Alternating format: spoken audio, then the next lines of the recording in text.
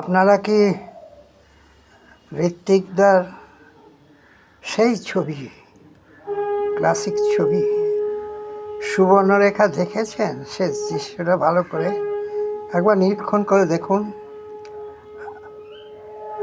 আজকের বর্তমান প্রজন্ম টেনে নিয়ে যাচ্ছে প্রবীণ প্রজন্মকে, তার মামাকে টেনে নিয়ে যাচ্ছে বিনু, সেই সূর্যোদয়ের দিকে টেনে নিয়ে যাচ্ছে। আর তার মামার যে অতীত দেখিয়েছে, সে তো আমাদের রাজনীতিকদের মতোই, তাই না? ঋত্বিক দেখো তো সেটাই বোঝাতে চেয়েছেন। সর্বস্ব খইয়েছেন তিনি, চরিত্র স্খলন হয়েছে সব কিছু। যেমন এখানে ভ্রষ্টাচার সব কিছু স্খলন হয়েছে, কংগ্রেস থেকে আরম্ভ করে বামপন্থীরা পর্যন্ত সবাই। ঋত্বিকরা বলতে চেয়েছেন আগামী প্রজন্মকে হাত ধরেই আমাদের যেতে হবে, এগিয়ে যেতে হবে, তাই না? বিনুর হাত ধরে যেতে হবে, বিনুর হাত ধরে মামাকে যেতে হবে। মামার চুল তো পেকে গেছে। আমাদের সবাই যে রাজনীতিকরা আছেন, রাজনীতির নেতারা আছেন, তারা এখন তাই করছেন, সেই বিনুর হাত ধরেছেন। বিনু আমাদের এখানে জেনজি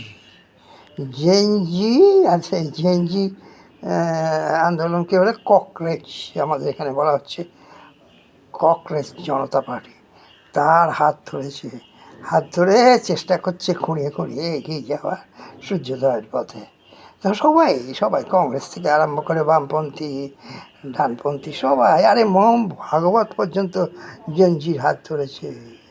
কিন্তু এই জেনজির মধ্যেও তো অনেক কিছুই আছে। তাই বিনু যেটা সূর্যোদয়ের দিকে দেখাতে চেয়েছে, সেই সূর্যোদয়ের দিকে কি আমরা যাব? কংগ্রেস যেতে পারবে? হ্যাঁ, বামপন্থীরা যেতে পারবে, ডানপন্থীরা যেতে পারবে, মোহন ভাগবত পর্যন্ত সবাই জেনজির দিকে এগোচ্ছে।